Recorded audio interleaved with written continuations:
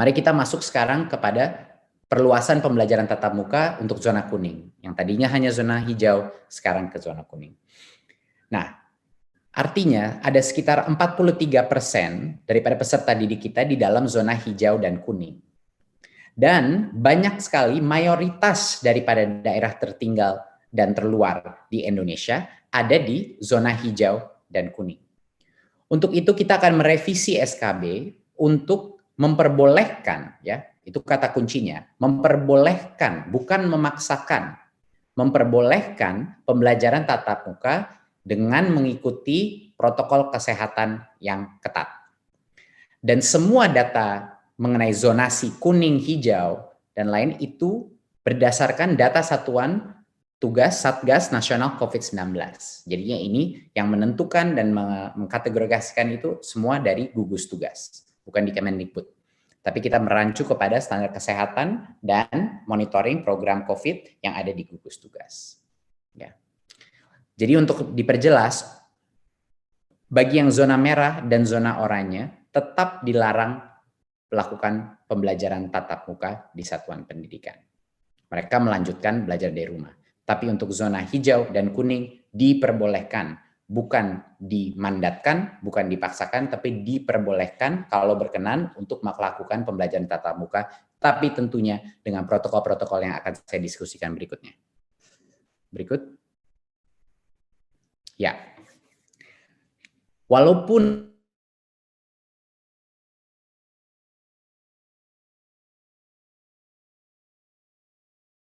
di zona baik PEP dan persetujuan kepala sekolah dan komite sekolah. Jadinya mohon dipahami sekali lagi bahwa dengan adanya SKB revisi ini, bagi yang zona kuning dan hijau itu diperbolehkan, tetapi walaupun diperbolehkan, kalau Pemdanya dan kepala dinasnya atau kepala kanwilnya merasa belum siap, mereka tidak harus mulai pembelajaran tatap muka. Dan kalaupun Pemdanya atau kepala dinasnya menentukan mereka siap untuk melakukan pembelajaran tatap muka, masing-masing kepala sekolah dan komite sekolah boleh memutuskan bahwa di sekolah tersebut mereka belum siap melakukan pembelajaran tatap muka. Dan satu level lagi, bahkan kalau sekolahnya pun mulai melakukan pembelajaran tatap muka, kalau orang tua murid tidak memperkenankan anaknya untuk pergi ke sekolah karena masih tidak nyaman dengan resiko COVID, itu adalah prerogatif dan haknya orang tua. Ya, jadi ini yang harus dipertekankan. Walaupun diperbolehkan di zona hijau dan kuning untuk membuka pembelajaran tatap muka, tetapi bukan artinya harus. Ya, kita masih mementingkan otonomi dan prerogatif terhadap setiap pemerintah daerah, setiap kepala sekolah dan komite sekolah, dan setiap orang tua di Indonesia. Ya, harus dengan persetujuan semua. Berikut.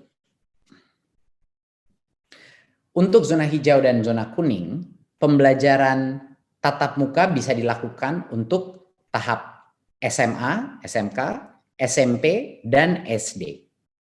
Untuk PAUD, hanya bisa dilakukan 2 bulan setelah mulainya implementasi tatap muka tersebut. Jadi kami memilih untuk menunda PAUD karena protokol kesehatan di level PAUD resikonya lebih sulit untuk melaksanakan protokol kesehatan dengan anak umur TK.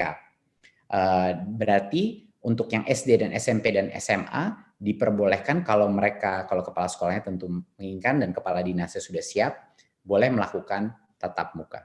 Tapi PAUD tidak dulu, kita tunda dulu 2 bulan untuk memonitor, baru PAUD boleh memulai. Berikut. Untuk madrasah dan sekolah berasrama di zona hijau dan kuning, pembukaan dilakukan secara bertahap. Kita lebih hati-hati dengan madrasah dan sekolah berasrama. Kita ada masa transisi selama 2 bulan pertama, baru kita akan melakukan implementasi kebiasaan baru. Ya, jadinya ini adalah untuk madrasah dan sekolah berasrama. Ada masa transisinya. Berikut. Dan untuk SMK, sama yang kita lakukan di perguruan tinggi. SMK di semua zona maupun perguruan tinggi di semua zona boleh melakukan pembelajaran praktik di lingkungan sekolah. bukan pembelajaran teori, ya, hanya pelajaran praktik, yaitu pelajaran produktif yang harus menggunakan mesin-mesin, tapi dengan protokol kesehatan yang diperketatkan. Jadinya untuk SMK maupun perguruan tinggi di mana ada proyek-proyek praktek produktif yang harus menggunakan mesin, harus menggunakan laboratori, ini diperkenankan untuk ke sekolah melaksanakan tugas praktek dan produktif tersebut, apalagi yang dapat menentukan kelulusan mereka. Ini agar kelulusan masing-masing lulusan SMK kita dan juga perguruan tinggi kita itu terjaga, kelulusan mereka terjaga agar tidak terdampak kepada masa depan mereka. Ya, semua pembelajaran teori dan pembelajaran mata pelajaran yang bersifat teori masih harus dilakukan dengan pembelajaran jarak jauh. Ini hanya untuk praktek-praktek produktif, mata pelajaran produktif yang membutuhkan penggunaan mesin dengan protokol kesehatan yang ketat.